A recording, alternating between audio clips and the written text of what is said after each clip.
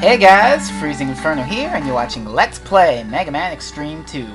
Well, you guys voted for who you wanted.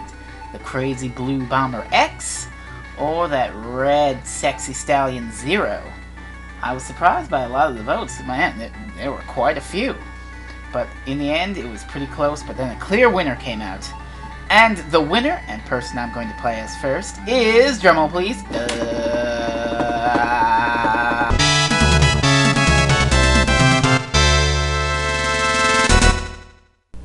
well, Zero is the winner. 23 votes to X's 14. Sorry, X, but you're gonna have to wait.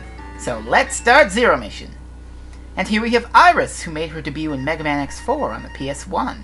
That's why I said that this game borrows some elements from Mega Man X4. It took Iris, who's gonna be our sort of supervisor contact for the Lagos Island mission here.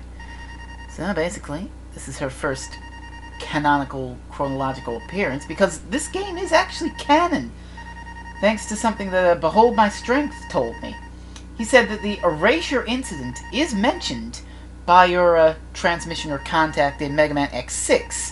Now, I haven't played Mega Man X6, and I can't really verify, but I looked it up on the wiki, and it's pretty accurate, so I guess that makes Mega Man Xtreme 2 canon in the Mega Man X universe. I suppose that there's not much really else I can say about that, which is actually pretty interesting. I wonder if Xtreme 1 is canon. I couldn't find any source that says it is, but oh well. And here we are! This level is taken from Mega Man X2 on the Super Nintendo, and here we have Zero. He has a Z-Saber that you can use, and if you mash the attack button, he does a triple slash. He can also air dash by pressing jump again in the air, which is really sexy. So let's look at our menu. We've got our bunch of weapons. We've got a clock, there's where the sub-tanks are. Now those little diamond things with the numbers by them, those are going to be important later. I'll explain in a bit. Along with these part things. I'll tell you all about those. And we've got the configurations, we've got no upgrades. So yeah, let's just get into the thick of it and fight some stuff. We've got these big walkers, which normally you fight one of them outside the gate, but instead you just fight this weird hand thing, which dies really quickly. So now we've got a quick little cutscene where X comes down. And this game has a lot more teamwork between X and Zero. It's not all X, as you can see by the fact that we're playing Zero. And all the Mavericks they've destroyed before in X2 are rampaging again. But Zero wouldn't know a damn thing about what happened in X2. Zero was dead for most of X2. Now that little bottom path there is where X would go in X Mission. But we're Zero, so we're going to take up the top path. Now about those little diamond things, the yellow ones usually refill your health, and the blue ones would refill your energy. And they also increase the little counter there on your menu when you get them. Now I wonder what they could be for. Very intriguing. I'm keeping it a secret for now, but once the game explains it, I'll be free to explain it in greater detail for you all. Now this is where X would come out from, up that little ladder there. But we're Zero, we came out from the top, because we're Zero, we're awesome, yeah. Also, those things regenerate if you leave them around for too long. We are at the boss! It's not the giant Reploid from Mega Man X2, but it is a giant Reploid of sorts, a giant Maverick. It's Skullhead! I only know the name because of the Mega Man Wiki. And Skullhead is easy! All you do is just jump and slash. That's it. Like, I got hit because I'm an idiot, but I'm not gonna die to this guy. Good God, no. You really had to be fucking up hard to die to this guy. Having said that, I'm probably going to die to this guy now when I play X mode, as a sort of ironic spoke too soonishness. But I beat Skullhead, so yay.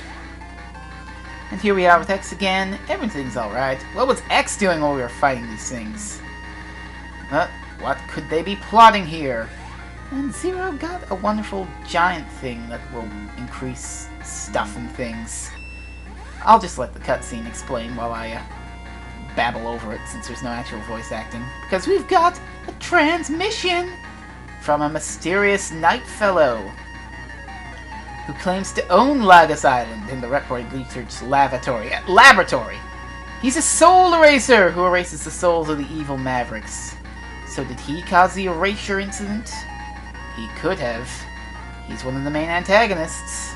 And he wants to play a game with me. He's got 8 Mavericks on the island. If we kill them all, he'll fight us. So now this is how the X and Zero mission sort of splits up. X takes on 4 of the Mavericks, and Zero takes on 4 of the Mavericks. And this guy is Gareth, and he's going to be Zero's rival. We can't find any data on this guy. Now, here's the thing about the diamonds. DNA data that was draining out of the enemies. This is what the plan is. To resurrect things using the souls. And create items. Now, this is weird. A Reploid's DNA is like a human soul. Let's call it a DNA soul. And you can synthesize items using the DNA souls. Think about this for a second. X and Zero are running around using souls of Reploids as currency. Like, I will observe here once I save here, and we see our 4 Mavericks. 2 from X2 and 2 from X3. So we've got Wire Sponge, Tricky, I hate old Wire Sponge, Blast Hornet, Overdrive Ostrich, and Tunnel Rhino. Now allow me to demonstrate. I've got 252 DNA souls now. I can buy common parts, which are for both folks. And then there are X parts and Zero parts. Right now, let's buy Zero's Saber +1 for 200 Reploid souls. Now I can equip that shit next time. We'll just save again. I just find that kind of disturbing that you're using souls as currency to buy shit. How does this even... I'm thinking too much into it. Next time on Let's Play Mega Man Xtreme 2, we're going to take on one of these Mavericks. Bye for now, guys.